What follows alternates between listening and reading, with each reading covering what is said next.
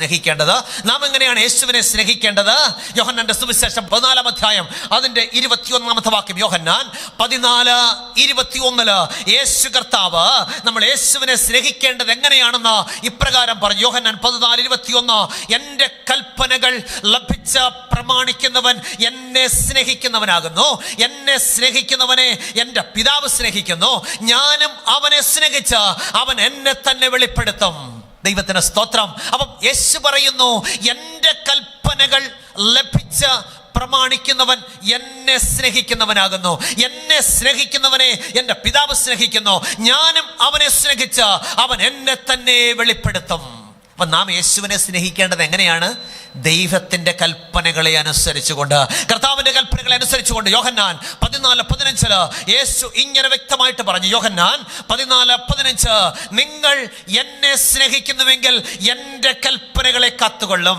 വീണ്ടും യോഹന്നാന്റെ 1-ാം ലേഖനം 3-ാം അധ്യായം 5-ാമത്തെ വാക്യം. യോഹന്നാന്റെ 1-ാം ലേഖനം 3-ാം അധ്യായം 5-ാമത്തെ വാക്യത്തിൽ യേശു കർത്താവിൻ്റെ വചനം ഇങ്ങനെ പറയുന്നു, നിങ്ങൾ അവൻ്റെ കൽപ്പനകളെ പ്രമാണിക്കുന്നതല്ലോ ദൈവത്തോടുള്ള സ്നേഹം. അവിടുത്തെ കൽപ്പനകൾ ഭാരമുള്ളവയല്ല. അപ്പൊ വചനം വ്യക്തമായിട്ട് ധാരാളം തിരുവചന വാക്യങ്ങളിലൂടെ യേശു കർത്താവ് നമ്മോട് പറയുന്നു, നാം യേശുവിനെ എങ്ങനെ സ്നേഹിക്കണമെന്ന്. എങ്ങനെ സ്നേഹിക്കണം? അവിടുത്തെ കൽപ്പനകളെ അനുസരിച്ചു കൊണ്ടാണ് നാം ദൈവത്തെ സ്നേഹിക്കേണ്ടത്. അപ്പൊ ഇവിടെ തിരുവചനം വ്യക്തമായിട്ട് പറയുന്നു, ദൈവകൽപ്പനകൾ അനുസരിക്കേണ്ടിയിരിക്കുന്നു. എന്നാൽ നാം ദൈവകൽപ്പനകൾ അനുസരിക്കേണ്ട, അത് ഇസ്രായേലിന് കൊടുത്തതാണ്. അത് നമുക്ക് ബാധകമല്ല. നാം കൽപ്പനകൾക്കും അപ്പുറത്താണ് എന്നൊക്കെ പഠിപ്പിക്കുന്ന ദുരുപദേശകന്മാർ ധാരാളം ഇന്നത്തെ ലോകത്തിലുണ്ട്. പ്രിയമുള്ളവരെ, അവരൊക്കെ ഏദൻ തോട്ടത്തിൽ മനുഷ്യനെ വഞ്ചിച്ച പിശാചിന്റെ സന്തതികളാണെന്നുള്ള സത്യം നാം തിരിച്ചറിയാതെ പോകരുത്. ഏദൻ തോട്ടത്തിൽ എന്താ സംഭവിച്ചത്? ദൈവം എന്തു പറഞ്ഞുവോ അതിന്റെ നേരെ വിപരീതം പിശാച് പഠിപ്പിച്ചു. മനുഷ്യനത് വിശ്വസിച്ചു.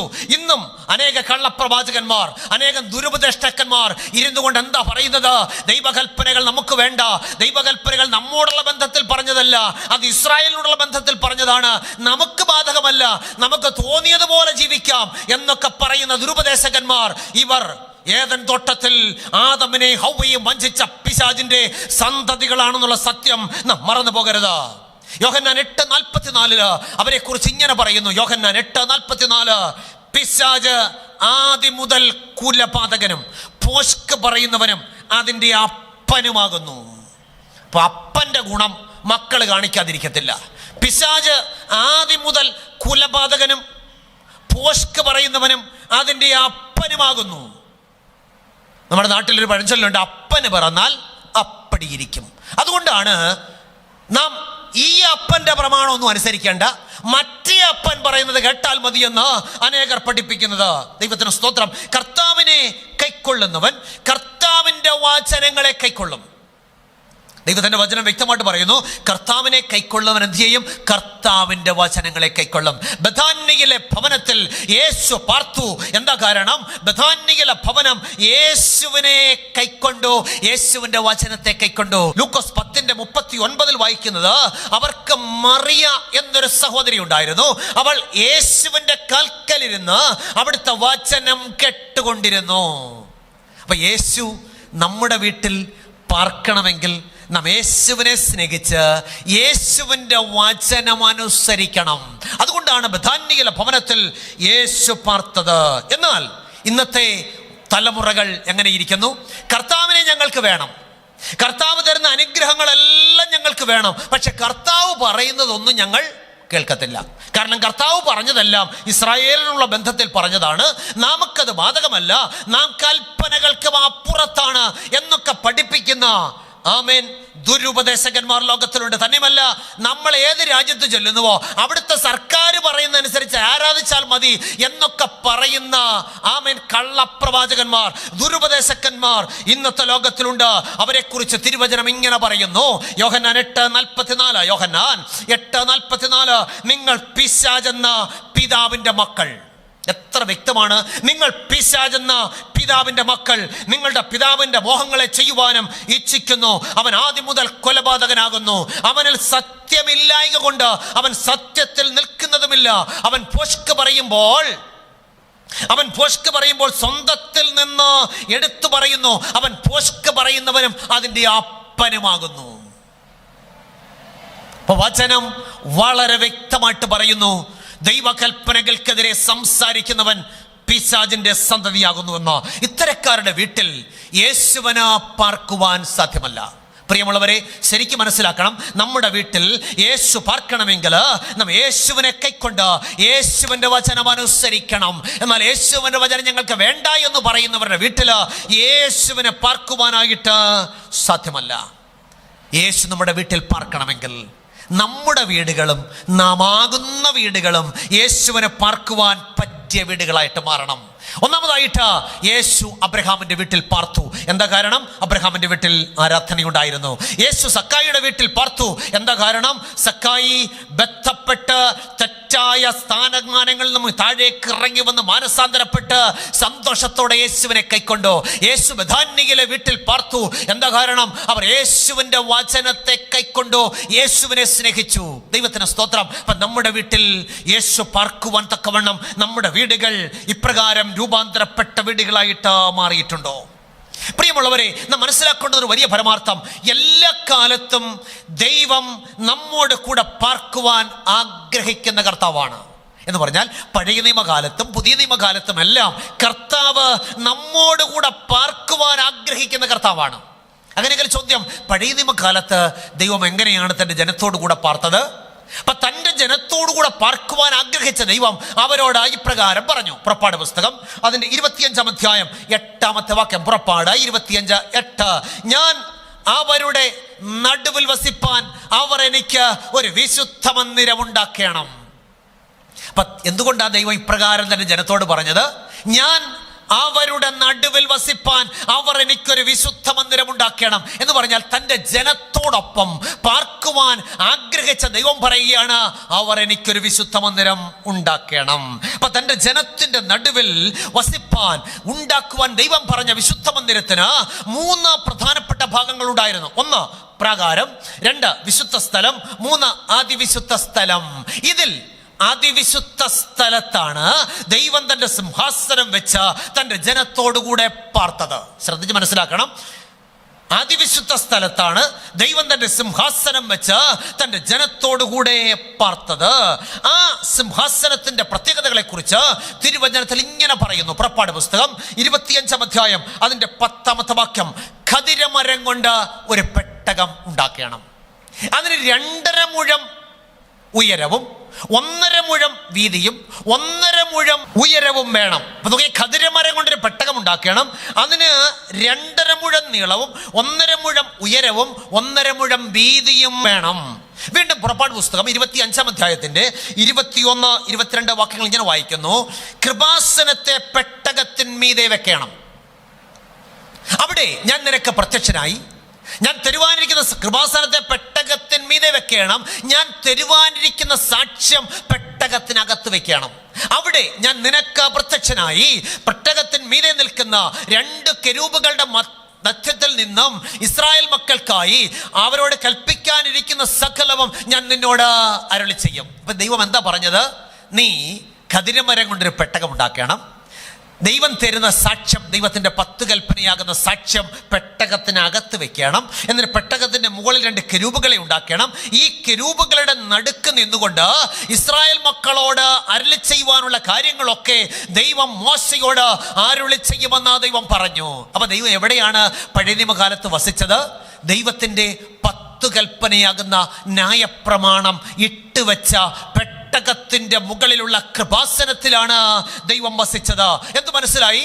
അതായത് ദൈവത്തിന്റെ സിംഹാസനത്തിന്റെ അടിസ്ഥാനം എന്ന് പറയുന്നത് ദൈവത്തിന്റെ 10 കൽപ്പനകളാണ്. 10 കൽപ്പനകളാകുന്ന അടിസ്ഥാനത്തിന്മേൽ പണിത സിംഹാസനത്തിലാണ് ദൈവം ഇരുന്ന് തൻ്റെ ജനത്തോട് അരുളി ചെയ്തത്. എന്ന് പറഞ്ഞാൽ ദൈവ സിംഹാസനത്തിന്റെ അടിസ്ഥാനം ദൈവത്തിന്റെ 10 കൽപ്പനകളാണ്. ഇത് ലോകത്തിൽ ആർക്കും നിഷേധിക്കാൻ കഴിയാത്ത സാധ്യമാണ്. അതിനെക്കുറിച്ച് സങ്കീർത്തനക്കാരൻ ഇങ്ങനെ പറയുന്നു. 89-ാം സങ്കീർത്തനം അതിന്റെ 14-ാമത്തെ വാക്യം. സങ്കീർത്തനങ്ങൾ 89:14. നീതിയും ന്യായവും അങ്ങയുടെ സിംഹാസനത്തിന്റെ അടിസ്ഥാനമാകുന്നു. അപ്പൊ ദൈവസിംഹാസനത്തിന്റെ അടിസ്ഥാനം എന്താണ്? നീതിയും ന്യായവും അങ്ങയുടെ സിംഹാസനത്തിന്റെ അടിസ്ഥാനമാണ്. എന്താണ് നീതി? 119 സങ്കീർത്തനം അതിന്റെ 172 വാക്യത്തിൽ ഇങ്ങനെ വായിക്കുന്നു. സങ്കീർത്തനങ്ങൾ 119, 172. അങ്ങയുടെ കൽപ്പനകളൊക്കെയും നീതിയായിരിക്കിയാൽ എൻ്റെ നാവ് അങ്ങയുടെ വാഗ്ദാനത്തെ കുറിച്ച് പാടട്ടെ. അപ്പൊ ദൈവകൽപ്പനകളാണ് നീതി. ഇനി എന്താണ് ന്യായം? റോമാലേഖനം 7-12 വാക്യത്തിൽ ഇങ്ങനെ വായിക്കുന്നു. റോമർ 7:12. ആകയാൽ ന്യായപ്രമാണം വിശുദ്ധം, കൽപ്പന വിശുദ്ധവും ന്യായവും നല്ലതും തന്നെ. അപ്പൊ ന്യായം എന്താണ്? കൽപ്പന വിശുദ്ധവും ന്യായവും നല്ലതും തന്നെ. അപ്പൊ നീതിയും ന്യായവും അങ്ങയുടെ സിംഹാസനത്തിന്റെ അടിസ്ഥാനമാകുന്നു എന്ന് പറഞ്ഞാൽ ദൈവത്തിന്റെ 10 കൽപ്പനകളാണ് ദൈവസിംഹാസനത്തിന്റെ അടിസ്ഥാനം എന്ന് പറഞ്ഞാൽ ദൈവം പഴയ നിയമകാലത്ത് തൻ്റെ ജനത്തോടുകൂടെ പാർത്തത്, ആമേൻ, അവരോ കൊണ്ട് ഉണ്ടാക്കിച്ച സമാഗമന കൂടാരത്തിന്റെ അതിവിശുദ്ധ സ്ഥലത്തുള്ള, ആമേൻ, സിംഹാസനത്തിൽ ഇരുന്നാണ് അരുളി ചെയ്തത് എന്ന് പറഞ്ഞാൽ ദൈവത്തിന്റെ 10 കൽപ്പനകൾ അടിസ്ഥാനമാക്കിയുള്ള സിംഹാസനത്തിൽ ഇരുന്നാണ് ദൈവം അരുളി ചെയ്തത്. അങ്ങനെയാണെങ്കിൽ നമുക്കൊരു സംശയം ഉണ്ടാകാം. ഇന്ന് പുതിയ നിയമകാലത്ത് ഈ സാക്ഷ്യകൂടാരമില്ലല്ലോ, സമാഗമന കൂടാരമില്ലല്ലോ, പിന്നെ ദൈവം എങ്ങനെയാണ് തൻ്റെ ജനത്തോടുകൂടെ പാർക്കുന്നത്? പ്രിയമുള്ളവരെ, നാം മനസ്സിലാക്കേണ്ടുന്ന ഒരു വലിയ പരമാർത്ഥം, പുതിയ നിയമകാലത്ത് ദൈവം നമ്മെ തൻ്റെ വിശുദ്ധ മന്ദിരമാക്കുവാൻ ആഗ്രഹിക്കുന്നു. എന്ന് പറഞ്ഞാൽ നാം ദൈവത്തിന്റെ വിശുദ്ധ മന്ദിരങ്ങളാണ്, അല്ലെങ്കിൽ നമ്മിൽ ദൈവം വസിക്കുവാൻ ആഗ്രഹിക്കുന്നു. അപ്പോസ്തലനായ പൗലോസ് കൊരിന്ത്യർക്കെഴുതിയ 1 ലേഖനം അതിന്റെ 3-ാം അധ്യായം 16-17 വാക്യങ്ങൾ. പൗലോസ് കൊരിന്ത്യർക്കെഴുതിയ 1 ലേഖനം 3-ാം അധ്യായം 16-17 വാക്യങ്ങൾ. അവിടെ എന്ത് വായിക്കുന്നു? നിങ്ങൾ ദൈവത്തിന്റെ മന്ദിരമെന്നും ദൈവത്തിന്റെ ആത്മാവ് നിങ്ങളിൽ വസിക്കുന്നു എന്നും അറിയുന്നില്ലയോ? ദൈവത്തിന്റെ മന്ദിരം നശിപ്പിക്കുന്നവനെ ദൈവം നശിപ്പിക്കും. ദൈവത്തിന്റെ മന്ദിരം വിശുദ്ധമല്ലോ. നിങ്ങളും അങ്ങനെ തന്നെ. എങ്ങനെ തന്നെ? നിങ്ങളും ദൈവത്തിന്റെ വിശുദ്ധ മന്ദിരമാണ് എന്ന് പറഞ്ഞാൽ ഇന്ന് ദൈവം എവിടെ വസിക്കുവാൻ ആഗ്രഹിക്കുന്നു? നാമാകുന്ന വിശുദ്ധ മന്ദിരത്തിൽ വസിക്കുവാൻ ദൈവം ആഗ്രഹിക്കുകയാണ്. ദൈവത്തിന് സ്തോത്രം. അപ്പൊ നാമാകുന്ന വിശുദ്ധ മന്ദിരത്തിൽ ദൈവം വസിക്കണമെങ്കിൽ നാമാകുന്ന വീട് യേശുവിനെ പാർക്കുവാൻ പറ്റിയ ഇടമായിട്ട് മാറണം. ഒരു കാര്യം മനസ്സിലാക്കണം, യേശു സാധാരണ സ്ഥലത്തൊന്നും പാർക്കത്തില്ല. യേശുവിന് ഇരിക്കണമെങ്കിൽ പ്രത്യേകമായ ഒരു സിംഹാസനം വേണം. എന്ന് പറഞ്ഞാൽ നമ്മുടെ ഉള്ളിൽ ദൈവത്തിന് വസിക്കുവാൻ ഒരു സിംഹാസനം കൊടുക്കണം.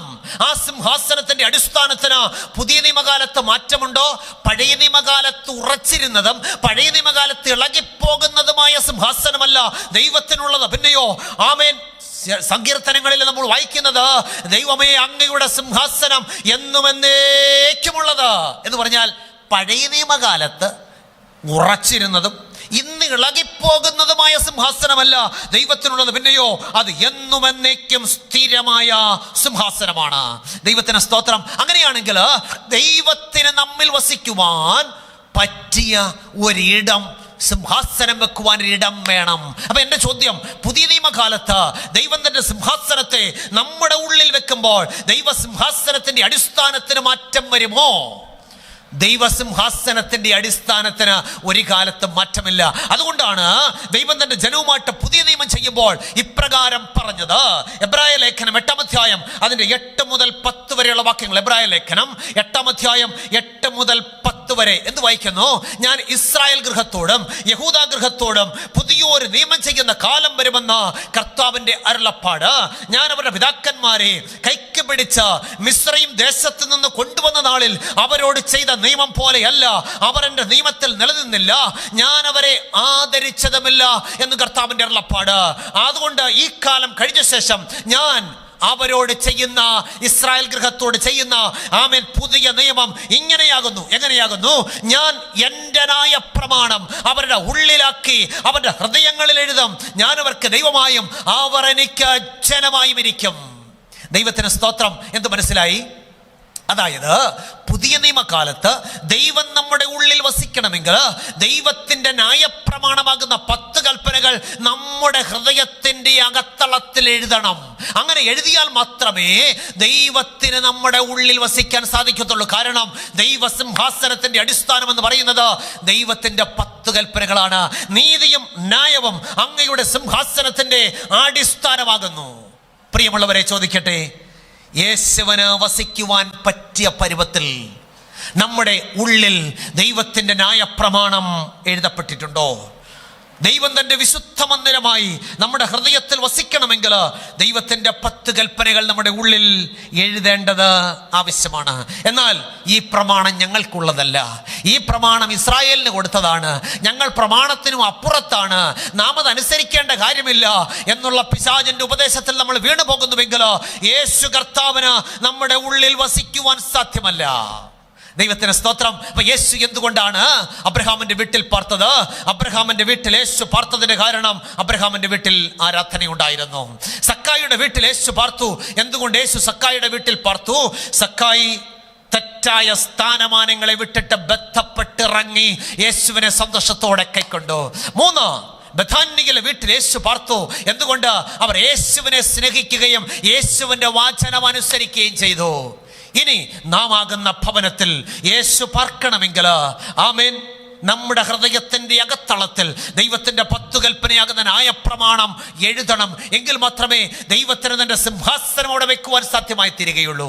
പ്രിയമുള്ളവരെ, ഈ 2022 പ്രാരംഭ നിമിഷത്തിൽ ഞാൻ ചോദിക്കട്ടെ, നമ്മുടെ ഭവനങ്ങൾ എങ്ങനെയുള്ളതാണ്? നമ്മുടെ വീട്ടിൽ യേശുവിനെ പാർക്കുവാൻ പറ്റിയ അവസ്ഥയിലുള്ളതാണോ? നമ്മുടെ വീട്ടിൽ ആരാധനയുണ്ടോ?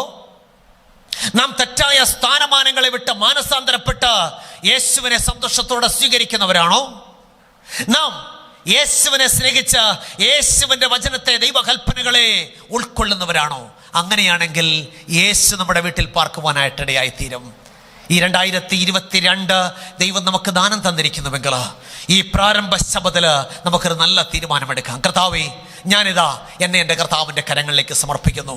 അങ്ങ് അബ്രഹാമിൻ്റെ വീട്ടിൽ പാർത്തതുപോലെ, അങ്ങ് സക്കായിയുടെ വീട്ടിൽ പാർത്തതുപോലെ, അങ്ങ് ബഥാന്യയിലെ വീട്ടിൽ പാർത്തതുപോലെ എൻ്റെ വീട്ടിൽ പാർക്കണമേ കർത്താവേ.